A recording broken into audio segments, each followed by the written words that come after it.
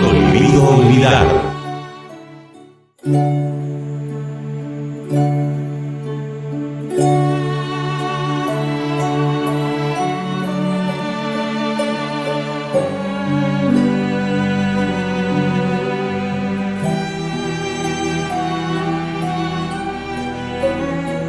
Bien, Benablea Rancogea.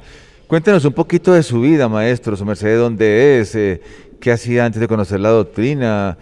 Mi simbre es maestro Gaguntorgel, demonio Gaguntorgel, maestro Rancogea, demonio Rancogea, y soy maestro Cal de la Guad.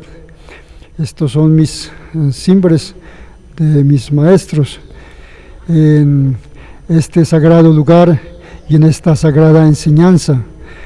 Cambios que han hecho en mi existencia y en mi vida inmensurables formaceles de hombre diferente, de hombre distinto a otros, y que de eso me congratulo bastante, nuestra existencia y nuestra vida como monjes taoístas que somos, y que queremos que muchos de los que vengan a este lugar comiencen a comprender y a entender que ser monje o venir a ser monje no ha sido fácil ni difícil tampoco, que es dependiendo de los estados de conciencia que uno ponga y los esfuerzos de voluntad que nosotros pongamos a nuestros cuerpos para modificar dentro de nosotros la existencia y la vida misma.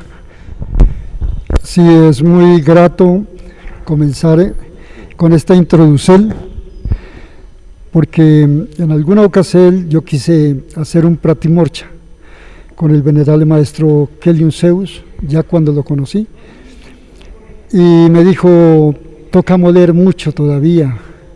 Yo estaba en un molino moliendo algunas espigas de arroz para un intipán, y él me dijo, toca moler.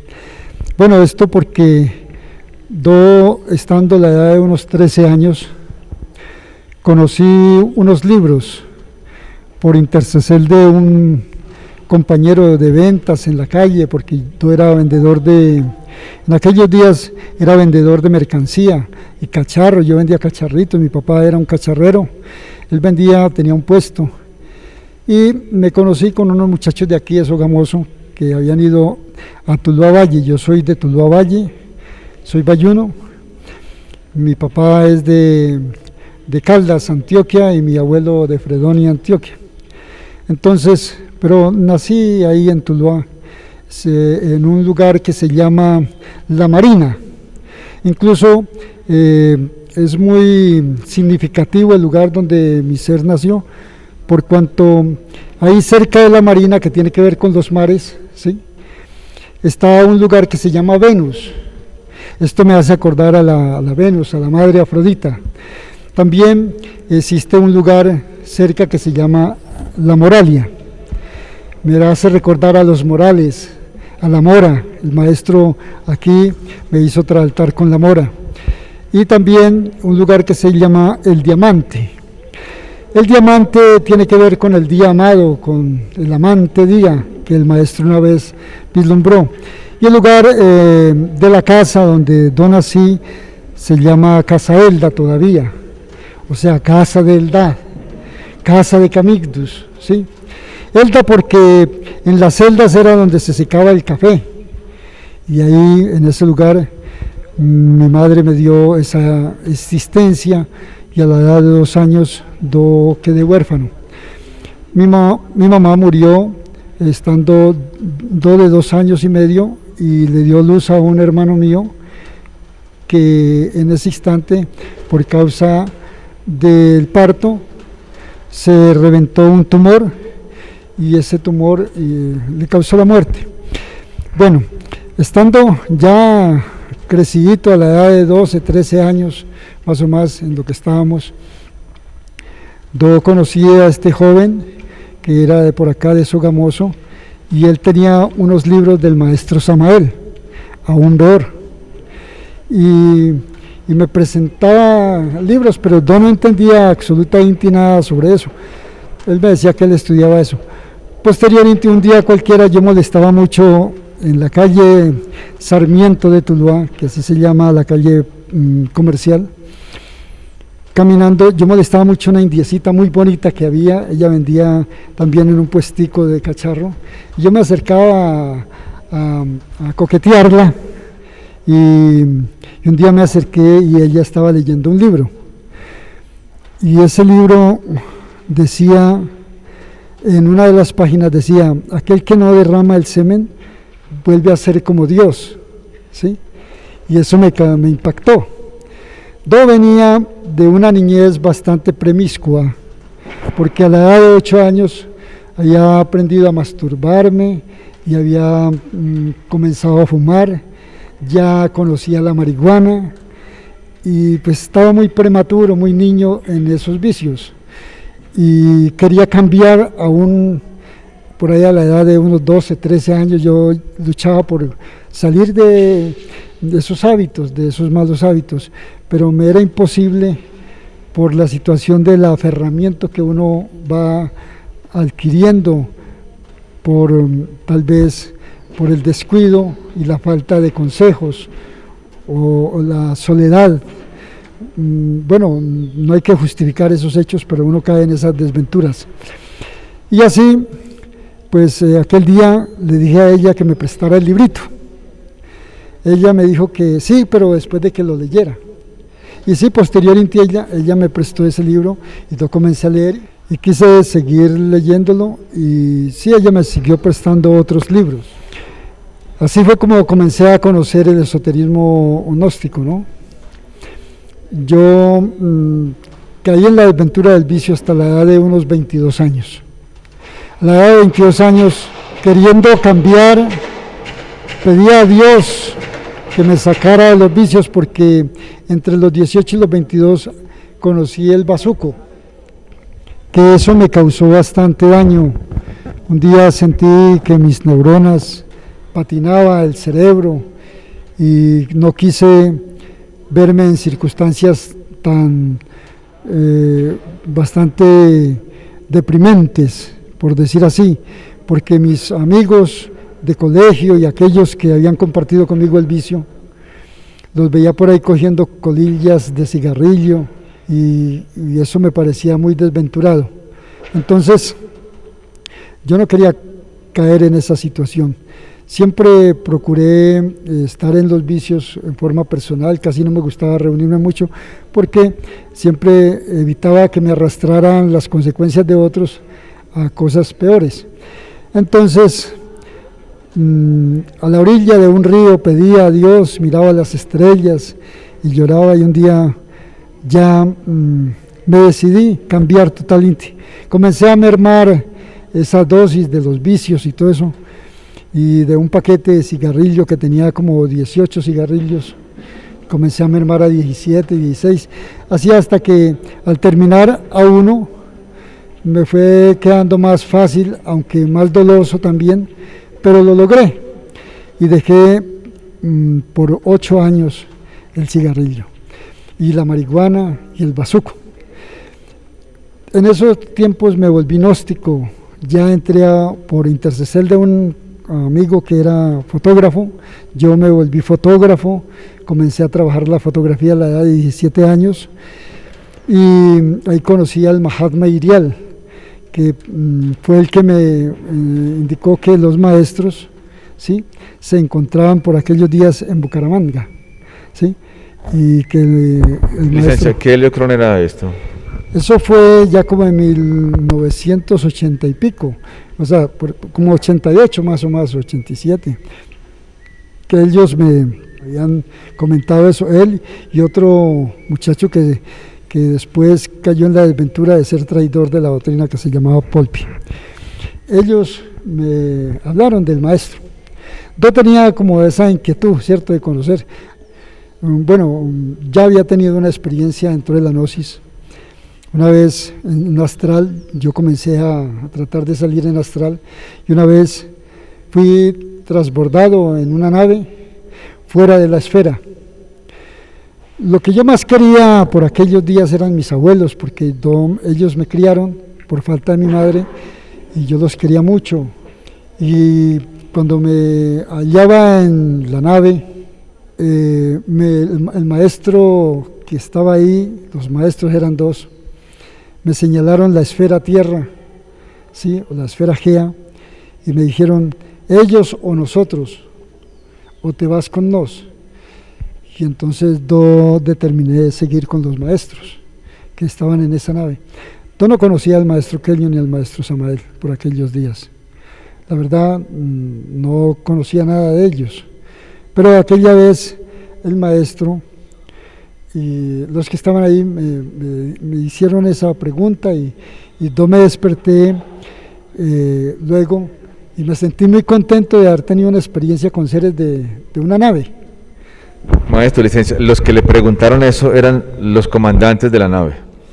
Eran comandantes de la nave y estaban con escafandras muy hermosas, o sea, sus trajes eran muy especiales, ¿no? Que luego, ya cuando alguien me dio una foto de los maestros, me di cuenta que eran los maestros. O sea, su merced reconoce al maestro Kelio Zeus y al maestro Samael como los comandantes de esa nave que le hicieron la pregunta. Exactamente, ellos mismos eran, porque después que yo los vi en una foto que me ofrendaron, donde el maestro está con un traje amarillo, dorado, y así como está en esta foto aquí, y el maestro Samael con un traje blanco, piramidal y todo, así con blanco y dorado, con esos trajes estaban ellos en esa nave. Y luego que yo vi la foto me causó mucha impresión saber que ya conocía a esos seres. Y más cuando me ofrendaron la Inopedia y comencé a oír las palabras del maestro.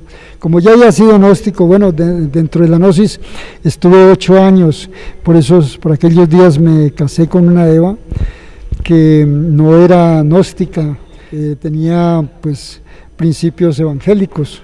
Y pues me era difícil, uno de los misioneros gnósticos internacionales que conocí por aquellos días, le pregunté que cómo hacía mi ser, si me casaba con ella o no, porque a ella no le gustaba mucho la gnosis, pero que yo sí. Me dijo, eso si le toca trasaltar solo, mientras ella le ayude, hágale. Sí, entonces claro, yo hice eso, me casé con ella, y comencé a tratar con ella alquimia y le comencé a enseñar, ¿sí? Y por eso fui cogiendo como cierta voluntad dentro de la castidad. Pues esa experiencia del gnosticismo, ya cuando entré, que me consagraron y todo, solo que después vino un apagón de la gnosis por los problemas que hubo entre la iglesia y el movimiento gnóstico. Entonces ya comenzamos a ver que se fue apagando la gnosis por esos problemas y los sacerdotes tuve la desilusión de que una vez el sacerdote con el cual oficiábamos en el Lumicial, lo encontré, como yo era fotógrafo, entré a un bar a tomarle unas fotos a una prostituta que me dijo que le tomara fotos. Y ella me dijo que le tomara unas fotos dentro del bar. Y cuando encontré que el sacerdote estaba con una de las mujeres que allí trabajaban en las piernas.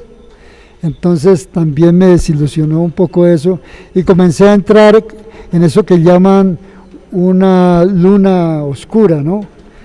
De la gnosis. O sea, este señor era el sacerdote gnóstico. Sí. Con el que oficiaba prácticamente y su merced lo encuentra.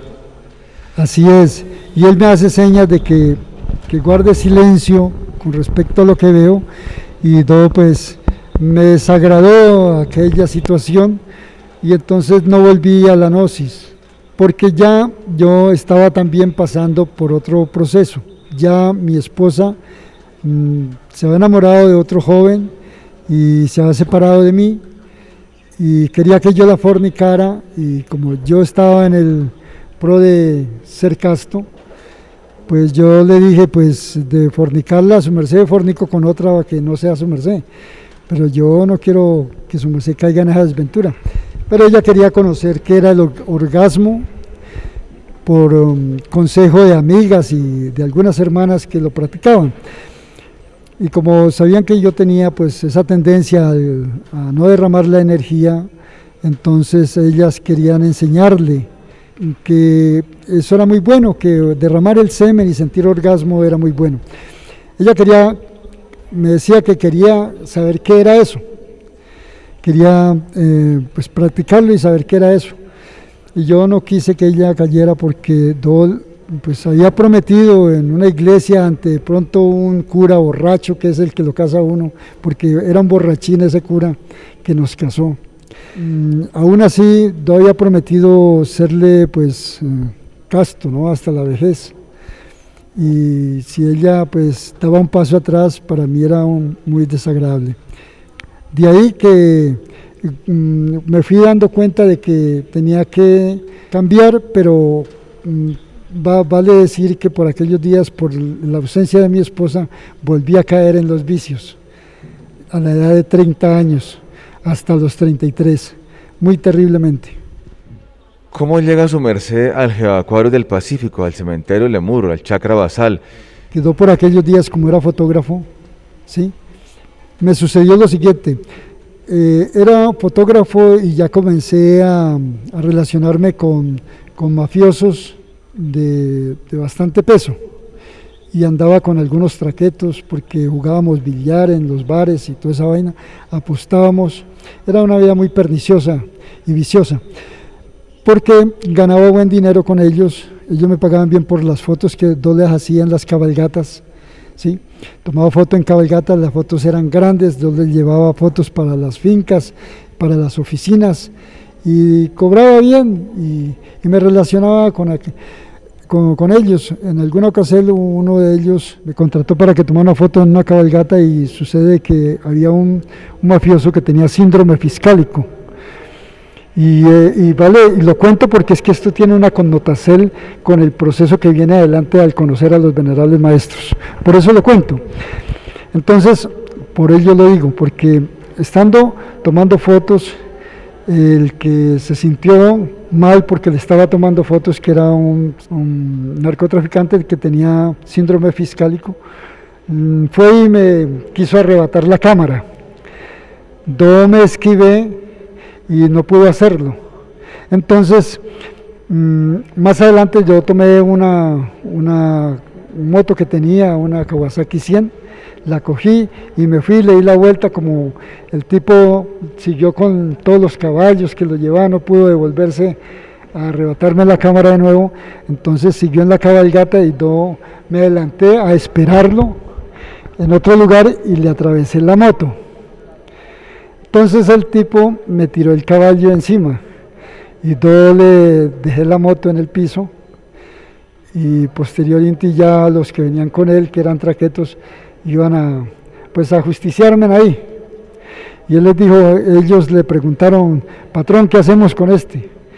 Entonces él dijo: no, dejen que ese man me frenteó, porque yo le dije lo siguiente: oiga, ¿usted por qué me tira a quitar la cámara si yo no le estoy tomando fotos a usted? Yo le estaba tomando a William, que era otro narcotraficante, pero entre ellos estaba él, ¿no? Y en realidad sí estaba tomándole fotos a él, pero yo tenía que como sanearme con el hombre, y por eso lo frenteé, porque yo sentí patadas de gato grande, como dice el dicho. Entonces, al ver esto, pues el tipo dijo: no, ven lo que me frenteó. Pero yo quedé con ese síndrome con el hombre, de que no quedé bien por haberlo frenteado. Y eso ya repercutía en que yo podía perder la existencia y la vida, ¿no? Eso quedó así. Por aquellos días, yo viendo que estaba en peligro, comencé a sentir la ansiedad de cambiar, de salirme de ese mundo, porque ya me habían prometido dineros para llevar droga y cosas. Entonces yo más bien le pedí, por aquellos días era como por estos, eso fue como Semana Santa casi. Entonces yo quise ya definir mi existencia y mi vida nuevamente, dedicarme a una vida espiritual o volverme de pronto mafioso, ¿no? Esa ya era la determinación que yo quería tomar. Y me dediqué a hacer un ayuno de 3 días. Como ya había estado en la gnosis, había aprendido que eran los ayunos, 3 días duré haciendo runas lamásticas y pidiéndole a Dios que me oyera y me ayudara. Pues me oyó porque comencé un miércoles y al sábado en la noche, que terminó el ayuno a medianoche, me tomé una changuita, el otro día me levanté con ese ánimo y me fui a tomar un bautismo, porque como era fotógrafo me han contratado para un bautismo, y en ese bautismo precisamente me encontré con el Mahatma Irial y otro ser que me invitaron al Jevaquarius, que el maestro estaba en el Jevaquarius, que el maestro Kelion Zeus y el maestro Samael estaban develando cimbres, terminando el ayuno. Entonces ya me di cuenta de que Dios me había oído. Entonces dije, no tengo que aprovechar esta oportunidad porque Dios me está diciendo que cambie, entonces voy a irme a conocer al maestro. Me decían que estaba develando demonios y maestros por aquellos días y que de pronto Chela Éter y otros seres, que era lo que se develaba por aquellos días en el templo Jevaquarius. Entonces me dijeron, está en Buenaventura, está en tal lugar, está a 4 horas de aquí, vamos, el sábado vamos para allá, prometí ir, claro. Esa semana despedí el mundo comiendo carne, fumándome el último cigarrillo, el último bareto, ¿sí? Y bueno, ya hice lo que... Y despidiendo a 3 mocitas que tenía, porque era esa clase de personas. Viendo la situación, el día sábado que ya nos fuimos, llegamos al Jevaquarius. Eso fue un día a las 10 de la mañana, un sábado, en el año de 1922, el 17 de mayo. Ya había pasado la Semana Santa, ¿sí? Y eso fue como terminando abril, que fue la Semana Santa, y el 17 de mayo aparecía allá. Entonces, el maestro, como iba con el Mahatma Irial, él tenía ya prestigio de ser un ser que estaba sirviendo a la obra en algunos aspectos, y el maestro ya le tenía pues afecto y había relevancia en su presencia. Como a los 15 minutos de haber llegado, el maestro autorizó que entráramos al templo. ¿Estaba donde? ¿En la portería? Llegamos a la portería, me pareció muy especial la llegada, cuando nos encontramos con un avisito que hay ahí del templo. ¿Qué decía el aviso? Templo Jevaquarius, sí. Bueno, también les cuento que también había un aviso en un palo colgado, sí, que decía propiedad despierta. No decía propiedad privada, sino propiedad despierta. ¿Así es? Sí, así es. Había la entrada estaba dividida por un palo, que era un palo que se levantaba como en esos retenes. Entonces así era como se sellaba el paso, y ahí habían atalayas, y ahí hasta ahí llegábamos a ese lugar de entrada a esperar. Nos decían que habían seres que duraban 10, 15, 20 días o más para poder entrar, porque así sucede siempre en los lamasterios, en los templos, donde uno espiritualmente va como a hacer un cambio de vida y de existencia. Entonces, como a los 15 minutos, fue rápido, nos dieron la entrada. Entramos con el Mahatma Irial, y los que íbamos ahí iba una señora que es abogada, Amparo Zuluaga, y la hermana, iban las hijas del Mahatma Irial, iba un ser que también ya le han develado siempre, que llamaba Polpi, y con ellos llegamos al Jevaquarius en aquel día. Pasó de las 10, las 11 y las 12 y el maestro no aparecía por ningún lado. Queríamos verlo, yo quería conocer al venerable maestro. Pero entrando al templo, me pareció muy hermoso ver que en la casa de Coral, ¿sí? Que era una casa que quedaba como a unos 70, 80 metros después de la entrada, de 2 pisos. En la parte baja se encontraba un monje con un grupo de seres dando doctrina, y me parecía muy apostolado el drama, ¿sí? La escena, porque todos le escuchaban a ese ser, y yo veía como una vida de apóstol, ¿sí? Se reflejaba dentro de la selva tan bonito, porque es que el ambiente de aquel lugar, ¿sí? Ese ambiente de selva, los pájaros, el canto de las aves, las aguas, ¿sí? El panorama o pasirama que se presentaba ante nuestros ojos comenzaba a compenetrarse con los anhelos y las ansias de cambios en nuestra existencia. O sea, eso como que alicertaba al espíritu, que con ansiedad y ganas de cambios quiere alicertarse de lo que va encontrando a su paso, y eso me parecía inmensurablemente agradable. Así fuimos entrando, y en varios lugares en la entrada íbamos encontrando grupos de monjes dando doctrina, con grupos de personas, ¿sí? Y pues bonito para mí.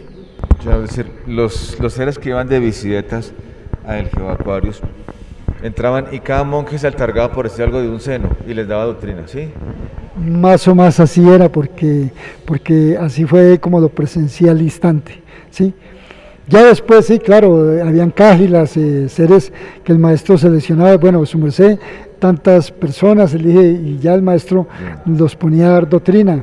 A cada uno, su merced, coja un grupo de tantas personas y le da doctrina, para no amotinarlos a todos en un mismo lugar, claro. Y diferentes seres daban doctrina. Por aquellos días conocí a Huasti, conocí a varios maestros, al maestro Tizú, ¿sí?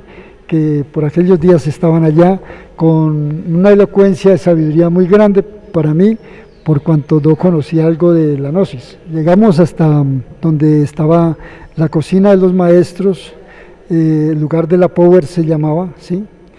Ahí era donde se reunía casi la mayoría de la gente, ahí en ese lugar, porque ahí había una escala, había era un banco grande, ¿sí? De tabla, sí, gruesa, donde se sentaba la gente a oír doctrina y todo, y habían varios bancos ahí que la gente ubicaba para oír la doctrina de los maestros. Bueno, esperé como hasta, eran las 2 o 3 de la tarde, ¿sí? Cuando oíamos que viene el maestro, ¿sí? Claro, y esa alegría de querer ver al maestro, la multitud, habían por ahí en ese día, ese sabbat, aproximadamente unas 80 personas. Claro, quise ir a ver al maestro, y el maestro venía con sus intérpretes.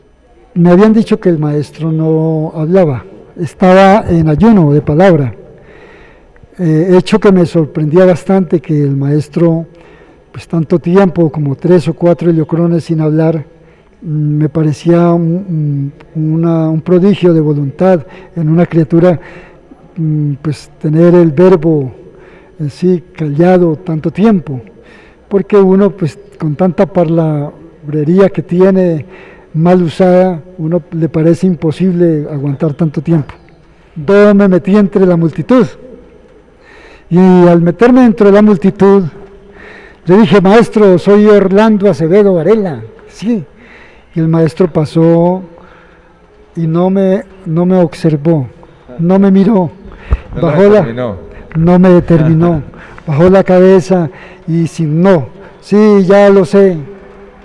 Así hizo, y pasó de largo entre la gente, hecho que pues me causó un impacto bastante doloso el saber que el maestro no me observó.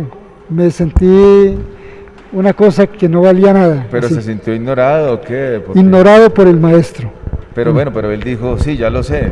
Sí, él dijo: sí, ya lo sé, pero el hecho de que no me dijera de dónde vienes o tal cosa, porque la gente me contaba que todos los que llegaban, el maestro los entreverbalizaba, Y yo dije, me irá a preguntar cosas, qué me irá a decir cuando yo me le presente, ¿sí? Bueno, uno espera, el ego de uno espera muchas cosas. El amor propio, el ego, el amor propio, esperando que lo... Exacto, sí, porque uno, pues imagínese, yo de dónde venía de lo más bajo. ¿Qué podía merecer una viteria en esas condiciones? Me senté como a 10 o 8 metros de distancia del maestro, me senté acongojado, pensativo, se me vinieron las lágrimas de ver la situación en que yo me encontraba espiritualmente. Yo dije, para mí, comencé a pensar, ¿qué vine yo a hacer a un lugar esto tan sacro, tan puro, si yo no merezco estar aquí? ¿Sí? Me sentí muy inmundo, bastante inmundo, y lógico, yo sabía que cosas así podían suceder en el encuentro con un maestro de tal categoría, ¿cierto? De tal envergadura, como dice la gente, ¿sí? Me senté, bajé la cabeza y de pronto el maestro se había quedado a esos 10 metros más o menos, se había quedado con la multitud de seres que le rodeaban, pero hay algo muy casual y suscitó algo inesperado. Entre la gente, el maestro y mi ser quedó abierta como un portal, en el cual yo miré y el maestro me miró y se sonrió conmigo.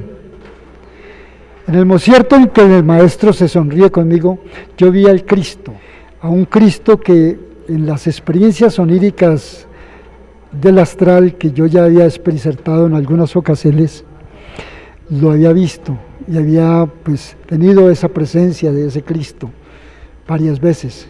Y yo lo vi y dije, oh, es el mismo, el Cristo. Y me reconfortó su mirada, su sonrisa, y volvió como una ansia de vivir en mí, ¿sí? Y una alegría. Y tan por esto el maestro vio eso, se levantó de donde estaba y se paró casi frente hacia mí y dijo, Menesto una fila aquí en forma asignada, ¿no? Lo dijo. Las intérpretes le contestaban lo que el maestro asignaba. Y yo, Menesto una fila aquí de seres que tengan 30 o más heliocrones de conocer la castidad científica. Yo en realidad había leído y había practicado la gnosis y conocía la castidad por ahí unos 18 heliocrones que conocía. De practicarla 8, pero 18 de conocerla. El maestro dijo 30, no podía hacer fila entre esos seres. Pasaron 4 parejitas, o sea, 2 parejas, 4 seres, y dijo el maestro, eran unos ancianos que llevaban mucho tiempo de ser taoístas, de gnósticos. Y entonces el maestro, de hecho, dijo, son muy poquitos, Menesto más. Así que pasen aquí, hagan una fila los que tengan 20 heliocrones. Pues pasaron como 4, ahí sí pasaron 4 parejas. Y dijo, aún son muy pocos. Entonces pasen los que tengan 10. Y pasamos a hacer fila aproximadamente unos 70 personas. Y eso se hizo una fila larga. Entonces cuando ya estábamos ahí, el maestro se paró al frente y dijo, él se paró como hacia el oriente de la carretera y dijo, bueno, ahora Menesto que hagan una fila a este lado los que hayan tenido 2, 3 o más mujeres. Y bueno, que la mayoría salieron ahí de hombres. No, póngale pues cuidado, eso fue bastante pues referente, ¿no? Porque yo miré hacia atrás a ver quién salía. Yo venía a dejar 3 mujeres y miré hacia atrás y no vi a nadie. Miré por el otro lado y no vi a nadie que saliera. Miré hacia adelante y tampoco. Miré por la fila hacia el otro lado y nadie salió. Y el maestro estaba en esa incertidumbre si doy el paso o no, ¿sí? Como usted quería sentirse acompañado, ¿qué? Claro, yo no quería salir solo, aunque me dije, bueno, si el maestro yo voy a frentear, pensé así, voy a frentear. Si el maestro algo me dice, ¿qué importa que me diga lo que aquí nadie me conoce? Yo voy a pasar. Iba a dar el paso cuando un demonio que estaba detrás mío, o un ángel, pudo haber sido, porque Dios lo prueba a uno de muchas formas. Me dijo, oiga, venga, no se salga que pierde la fila. Entonces le dije, no, déjeme que yo voy a estar aquí.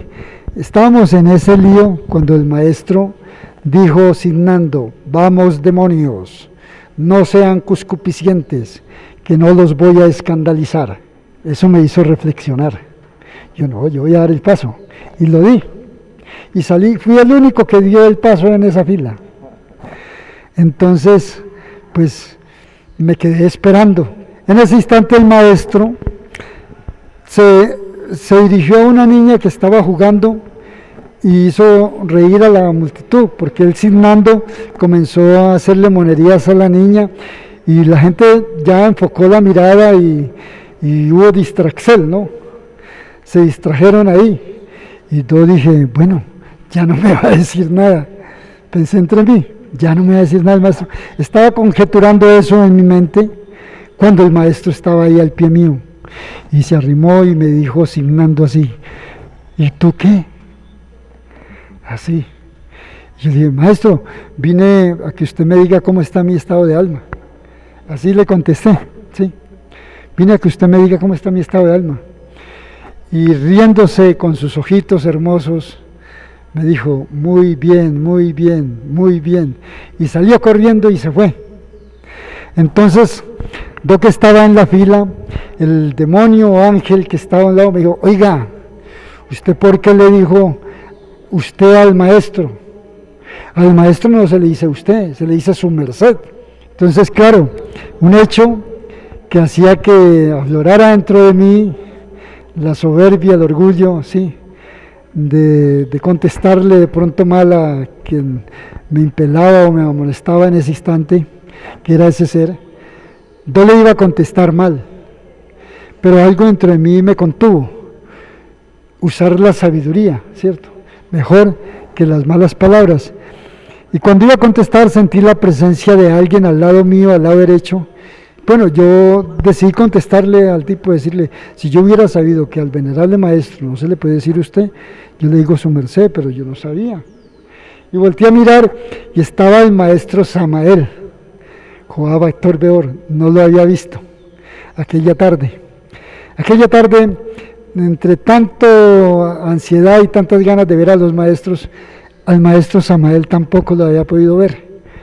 Y cuando lo vi, su presencia, igual a la de un Cristo, resplandeció gloriosa al lado mío.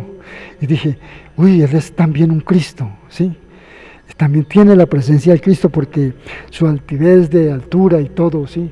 Su mirada y todo, me pareció muy especial, su rostro. Me impresionó bastante la presencia del maestro al lado mío.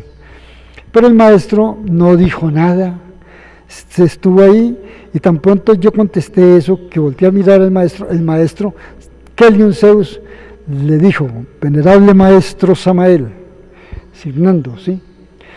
Tenga vuestra merced la bondad de develarle estado de alma a todos estos seres. A los que habían estado en la fila. A los que estaban en la fila. Ya, a los que tenían más de 10 heliocrones de conocer la exactamente, sí, que eran como 70 que habíamos allí. Bisietas la mayoría. Sí, bisietas. Entonces, claro, todos nos estábamos mirando hacia allá y nos giramos hacia donde estaba el maestro, que estaba a este lado. Y hicimos la fila y el maestro Samael dijo, venerables, bien llegados, nos saludó muy hermoso y nos dio un saludo muy fraternal. Y nos dijo, por favor, consígase en una hojita de árbol que esté en buen estado, para hacerle la revelación de sus cimbres y sus estados de alma, menester que traigan una hojita. Y todo el mundo se esparvió, yo también.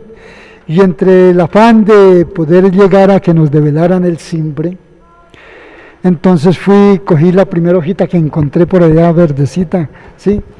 Y la traje. Llegué de cuarto a la fila, de cuarto. El maestro ya estaba asignándole, escribiendo con con un marcador de tinta indeleble sobre los hombros. Volteaba a la criatura y sobre los hombros le ponía la hojita y ahí comenzaba a escribir el estado de alma de esa criatura sobre sus lomos. Me tocó el turno a mí. Cuando llegué, le pasé la hojita al maestro, lo saludé, reverente, y él tomó la hojita y me dijo: venerable, esta hojita no le sirve, le toca buscar otra mejor porque está perforada. Estaba perforada por una adiviancito, la había perforado. Me dijo: no le sirve, consígase una mejor. ¿Verdad? Entonces yo me fui, ya sin afanes, me fui, busqué una hojita entre el bosque, traté de buscar la más bonita, la mejor, porque me desilusioné de haber llevado una que no servía. Y dije: pues ya qué afán, si me toca de último, pues paso de último. Fui y agarré una, me vine y me ubiqué de último en la fila.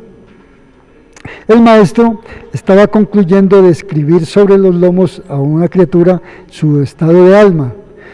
Tan pronto terminó el maestro, ahí mismo volteó a mirar y miró la fila así y me hizo: su merced, venga. Y yo miré hacia atrás, no había nadie. Me dijo: sí, su merced, el último, por favor, venga, que a su merced le corresponde este turno. Y me sorprendió. Estaba consciente de todo, como siempre. Sí, es bastante impresionante ver cómo los maestros están en el estado de conciencia más elevado y más puro, ¿sí? Y más despierto que nosotros. Y me congratuló mucho ese detalle.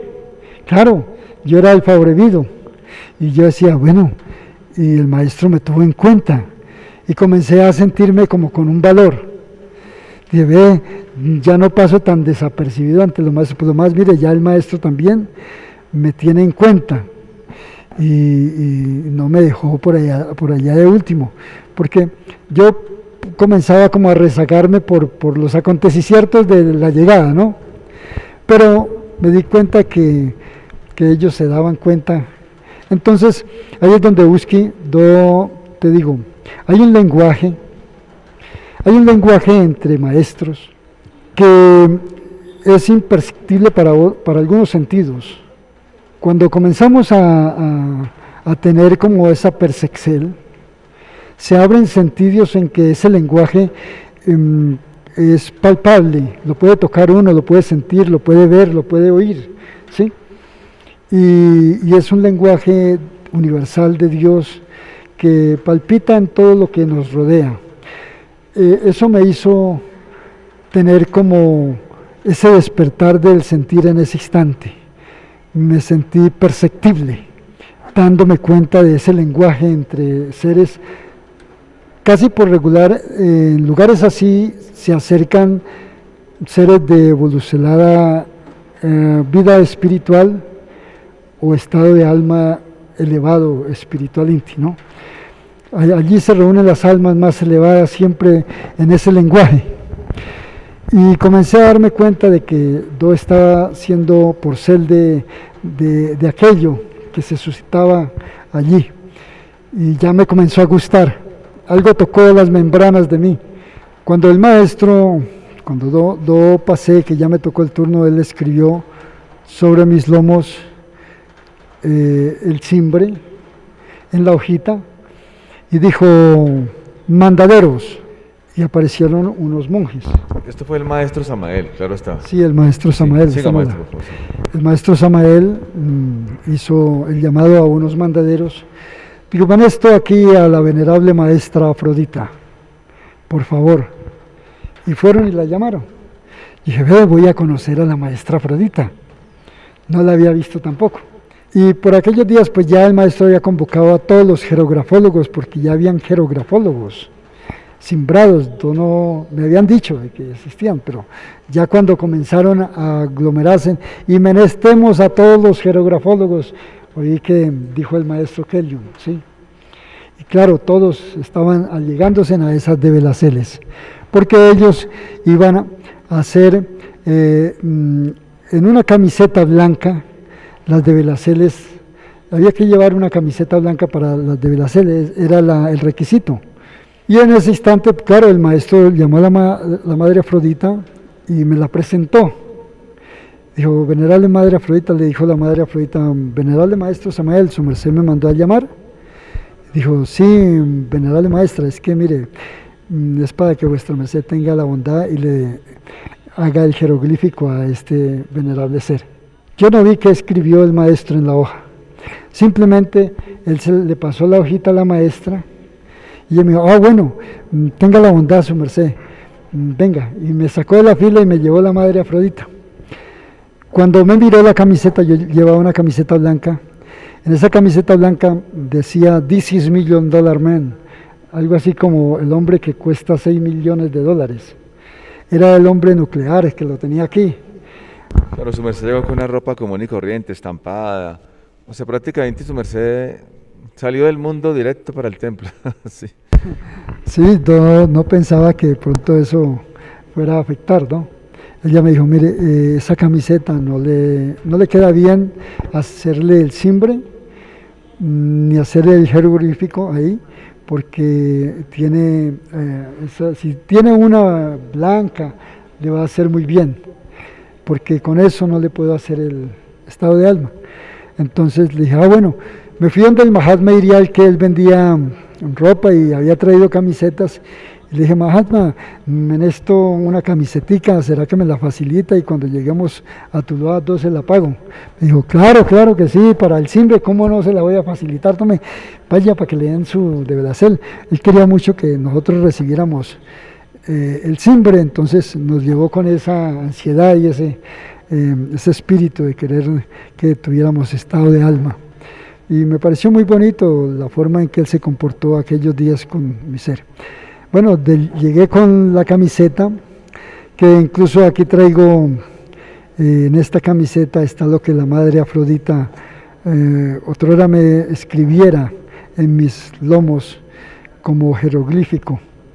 Ella comenzó, me sentó en una banquita, yo me senté, al frente había una niña, estaba por aquellos días el hijo de Macupaz, el menor, Piowers. Estaba muy niño, y estaba haciendo un jeroglífico, lo más de hermoso, no me quedaba soleado ver cómo ciertos jeroglíficos eran hechos con tinta indeleble de algunos marcadores. El maestro les había entregado bastantes marcadores de varios colores y escribían en las espaldas y dibujaban aves, dibujaban dragones, dibujaban estados paradisiacos y edénicos, ¿sí? En aquellas espaldas o lomos de los seres, porque la gente no veía qué le estaban dibujando, pero los que estábamos parados veíamos qué les estaban haciendo esos jeroglifólogos a esos seres. Y aparecían pues escenas artísticas en las espaldas de esos seres, que uno se pone a ver que la mano del pincel de un pintor muy exaltado quedaba chiquito ante lo que estos niños estaban haciendo, niños. Así es, maestro. Cuando el maestro entregó los estados de jerografólogos, es una bendicel que prácticamente abre el tercer ojo y licencia clarividente inti ver el ser que la persona tiene en su columna sideral, prácticamente columna vertebral, y los estampan. Simplemente el jerografólogo lo que hace es no razonar, no pensar, solamente estampar, como quien dice calcar, pongámoslo así, una forma más criollita, calcar lo que está viendo allí, o lo que siente, o lo que intuye, o lo que oye. Eso es el jeroglífico, la forma de, inclusive salen retornos ahí en ese jeroglífico. Se meneste es eso, tener la bendicel del maestro Keliunseu, el maestro Samael, y estampar lo que se ve allí sin razonar. Por eso dice la oracel del jerografólogo, ¿sí? No es clarividente el que no crea que lo es, no es polividente el que no crea que lo es, y no es clariaudiente el que no crea que lo es, porque Dios nos ha hecho con todos esos atributos, solo que hemos creído que no las tenemos, y volver a tenerlos es lo más fácil, es volver a creer que sí las tenemos. Sí, así vimos que resplandecía en aquellos seres esos estados de conciencia superlativos que el maestro, al pasar la Magdu sobre la maestra Eldad, sobre los jerografólogos que estaban allí como cumpliendo con ese hermoso trasalto, tenían ese privilegio de ver a través de la columna vertebral lo que su merced dice, venerable Euski, clarividente Inti. Ahí comenzamos a comprender de que sí, existen poderes que están de pronto apagados y vedados en algunos, pero despiertos en los que los maestros activan, porque ellos tienen ese poder de activar esas fuerzas. Bien, venerable Rancogea, vamos a verle el jeroglífico que le hizo la venerable madre Afrodita, a su merced, por favor. Bueno, pero voy a concluir con lo siguiente. Mira, entonces, Dom estaba con la madre Afrodita, ella me estaba haciendo el jeroglífico, y vi al frente a un ser de muy buena presencia que un niño le estaba haciendo el jeroglífico. Y ahí decía,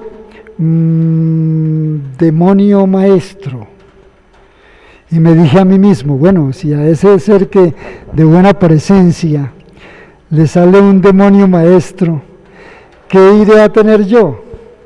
¿Qué me habrán develado? Pero cuando pasaban los que me conocían y algunas criaturas que estaban mirando que la madre Afrodita estaba haciendo un jeroglífico en mis lomos, pues la gente le causaba siempre curiosidad, saber qué será lo que le está haciendo, y miraban y pasaban y me hacían con la mano así, o sea, que elegante, que muy bien, me decían. Y yo decía, uy, ¿qué será? Pues me alegraba que la gente apreciara lo que la maestra estaba haciendo, y que fuera lo que fuera, pues bendito sea, ¿no? Era una bendicel para mí en ese instante, y así fue.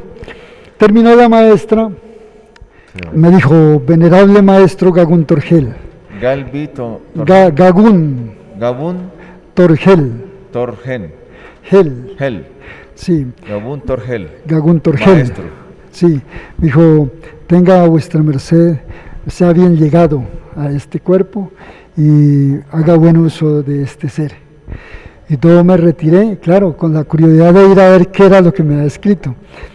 Y me quité la camiseta y me comencé a observar, y aquí tengo todavía, al paso de los años, más de 30 heliocrones. Tengo aquí este jeroglífico que lo voy a mostrar de la siguiente forma.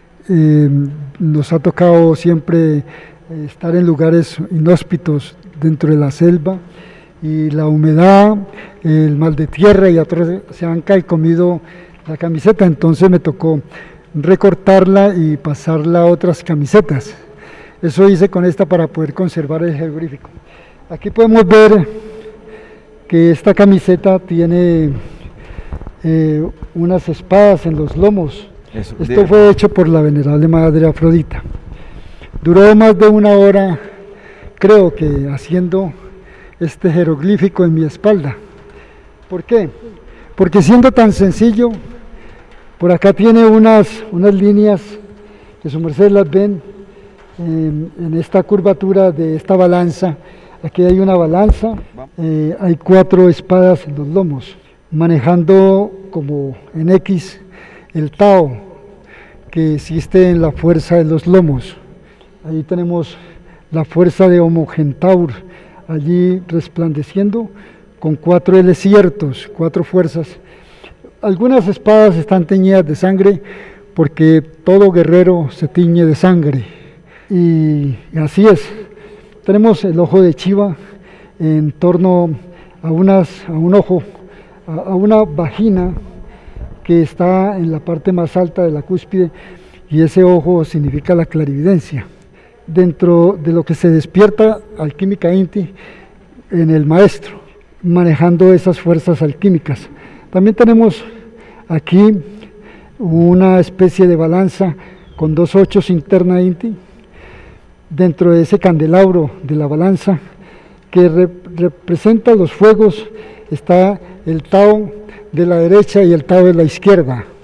Esos 2 ochos representan la fuerza de la justicia.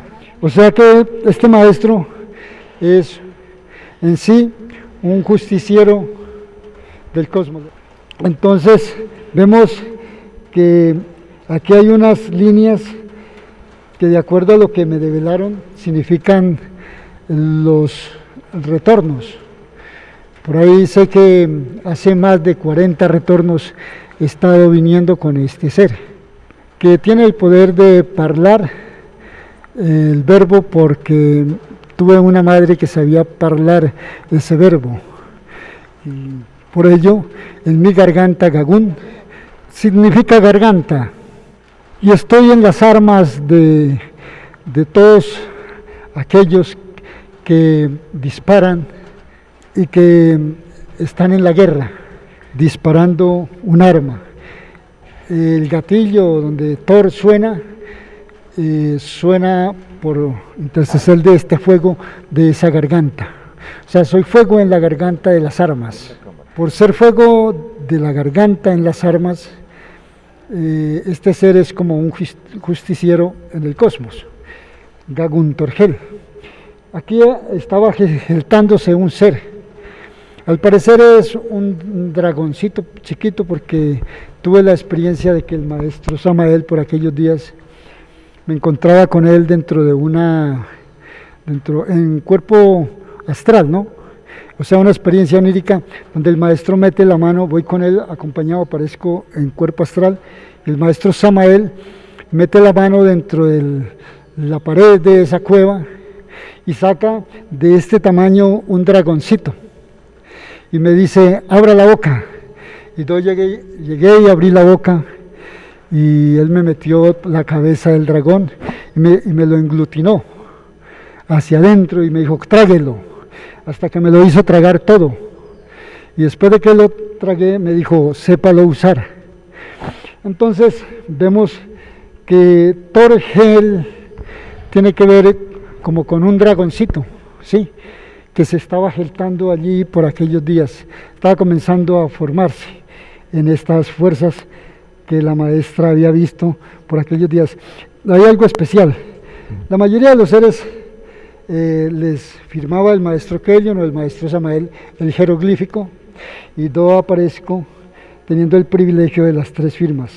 La madre Afrodita, aquí, que es la mariposa alada con su firma, ¿sí?, el venerable Simbre del maestro Samael, acá de este lado, y el venerable maestro Kelion.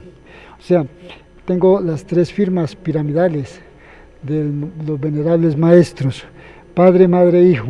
Eso me congratula demasiado, saber que este maestro tiene ese privilegio de ser develado por 3 fuerzas inmensurablemente grandes. Entonces, estos son los fuegos geovísticos que maneja el Tao, ¿sí?, en el cosmos como justicia, con los que se incineran las cosas malas o con las que se purifican las cosas buenas. De eso se trata este jeroglífico, lo quise presentar porque es algo que al paso del tiempo todavía quedan vestigios de aquellas Magdus sagradas y divinas que tuvieron el privilegio en nuestros lomos de ceñir este simbre. Bendita sea Madre Afrodita, bendito sea el venerable maestro Samael, y bendito sea el venerable maestro Hakelion Zeus Intuzeus, por darme este privilegio de haber tenido la bondad de vuestras mercedes, recibir tan inmensurable ser sobre mis lomos.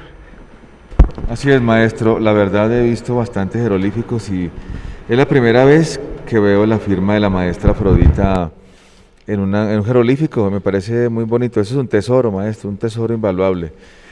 Por eso lo he guardado como un diamante, como un amante día que no se va de nuestra existencia. Las fuerzas supremas de Dios, ceñidas en nuestras médulas, en nuestros huesos, en nuestra sangre, no las puede quitar nada ni nadie. Bueno, de ese día, eso ya al domingo, eso fue el sábado, que sucedió esta de Velacel. Al domingo posterior ya nos teníamos que ir en la tarde, ya al anochecer. Por aquellos días mi ser había entrenado algo de Tai Chi. Yo todavía tenía un grupito de artes marciales mixtas, por decir así, donde enseñaba defensa personal y aplicaba algunos conocimientos de algunas artes que conocía. Había por ahí practicaba un poquito de Aikido, un poquito de Hapkido, ¿sí? Un poquito de Kung Fu, un poquito de Karate Do, y todo esto lo mezclaba, y en un grupo de 23 seres que estaban dentro de una corporación que así se llamaba Corporación para el Desarrollo del Valle. Y entonces ahí yo enseñaba lo que eran las artes marciales y por ello ya practicaba Tai Chi. Con algunos seres, cuando conocí a algunos taoístas, les enseñé Tai Chi Chuan de lo poco que yo sabía. Y entonces, ese día por la tarde, el maestro mandó a llamar al Mahatma Irial para que se le presentara, porque él menesteaba pedir una solicitud el día domingo. Y dijo el maestro, bueno, el maestro Irial acá, que está menestiendo a evángeles, ¿sí? Para Tuluá. El maestro Irial se acercó y dijo, sí, maestro, es que yo estoy abriendo una fuente para que su merced me envíe a evángeles. Estaba la maestra Conumaya, la venerable Huarcardiz, y estaba una muchacha que llamaba Calquia, predispuestas para ir a evangelizar, que le dijo el Mahatma Irial al maestro Kelion Zeus, por aquí hay un ser que recibió hoy el simbre de maestro Gaguntorgel, si le da licencia para que él sea el que dirija las artes marciales allá. Entonces, ¿quién es? ¿Dónde está? ¿Sí? Entonces, yo estaba entre la multitud y yo pasé. Cuando yo pasé, el maestro me dijo, tú sabes Tai Chi. Yo le dije, maestro, algo sé de Tai Chi. Me dijo, ¿y sabes Kung Fu? Dije, pues he practicado algo. Dijo, es que el que sabe Tai Chi sabe Kung Fu, dijo el maestro. Me autorizó para que yo fuera el que enseñara las artes marciales de Tai Chi Chuan allá y ayudara. Entonces ese día el maestro me dijo, mira, tú eres de aquí hace muchos siglos, tú eres un lemur. Eso le dijo el maestro, tú eres un lemur, ¿sí? Sí, tú eres un lemur de aquí hace muchos siglos. Y contó una historia de los lemures en aquellos días, pues que habíamos estado en los tiempos de la Lemuria, ¿no? Y que ese lugar era un lugar lemur, y que yo había venido a ese lugar a reconfortar otra vez aquellos tiempos de la Lemuria, ¿sí? Cuando ya el maestro me despide ese día, yo me arrodillé y le dije, maestro, estaré contigo en los Mahavantaras y en los cosmos. Y el maestro estaba comiéndose en un litro así más o más de una jarrita, un jugo de mango, y estaba comiéndose un pancito. El maestro se acercó a mí y me abrazó, y me cogió por el lado derecho y por el lado izquierdo. Un abrazo fraternal que los maestros tenían la costumbre de hacerle a los bien llegados. Y cuando estábamos eso, que yo le dije, maestro, estaré contigo en los Mahavantaras y en los cosmos, el maestro Samael estaba a un lado, y yo también le dije lo mismo al maestro Samael, y el maestro Samael también se acercó y me abrazó en la misma forma. Bueno, ese día nos despedimos, yo salí. Yo me demoré 4 meses para volver como monje. A los 4 meses, después de sentir que de pronto ya me querían como matar porque tenía problemas con lo del narcotraficante, yo me fui de monje.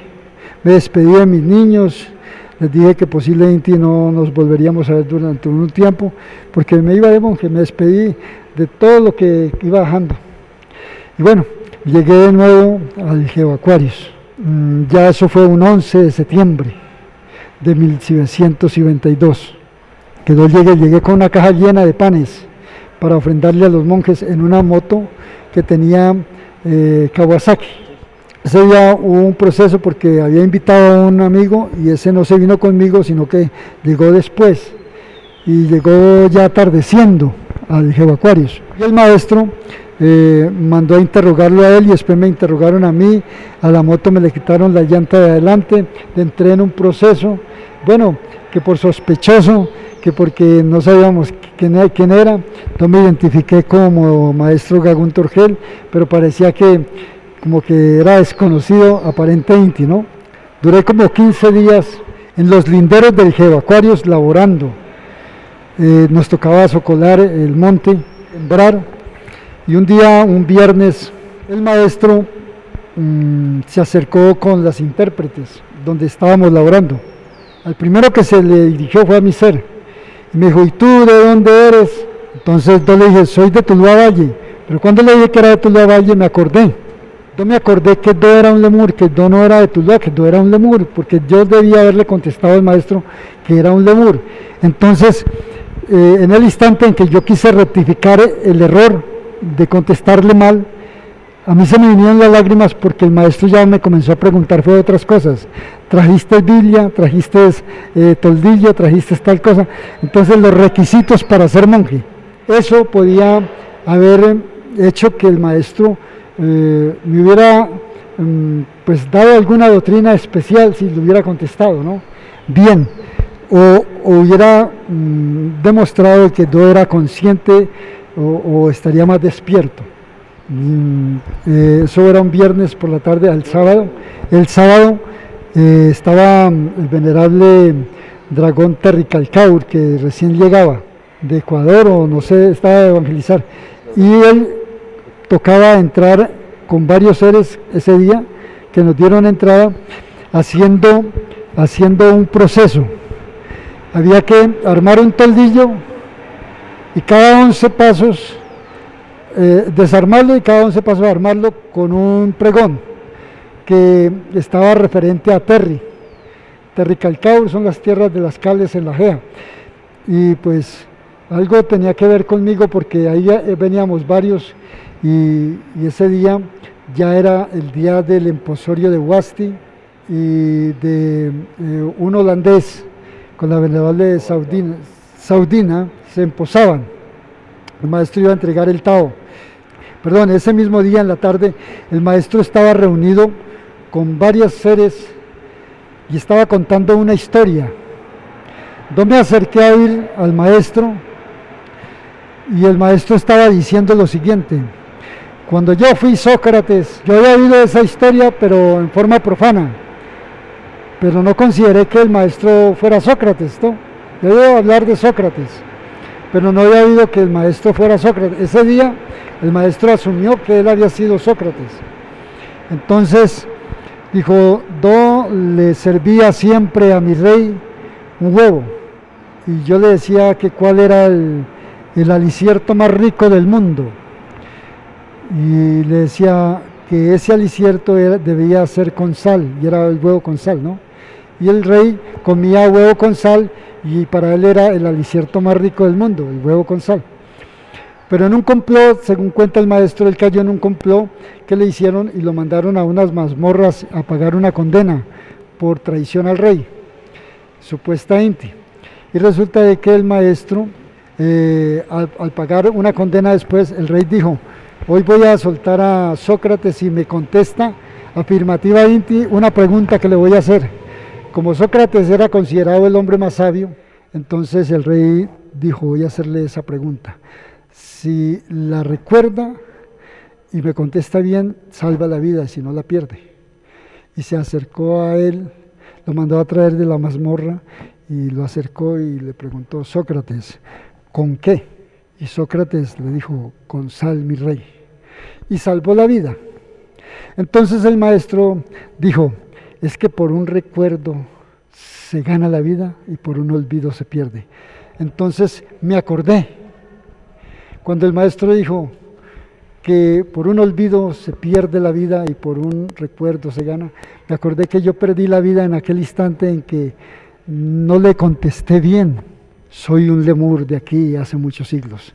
Era la pregunta. Que viene un lenguaje entre maestros que no todos los son perceptibles a entendibles. Los que estaban ahí no lo entendieron porque el maestro se dirigió a mí y me dijo: ¿y tú sabes por qué conté esta historia? y se quedó mirándome y salió y se fue. Entonces me dejó en la incógnita. Claro, era para su merced, para todos, pero su merced es el que tenía que encontrarle el sentido más lógico a esta historia. Y así comencé a entender.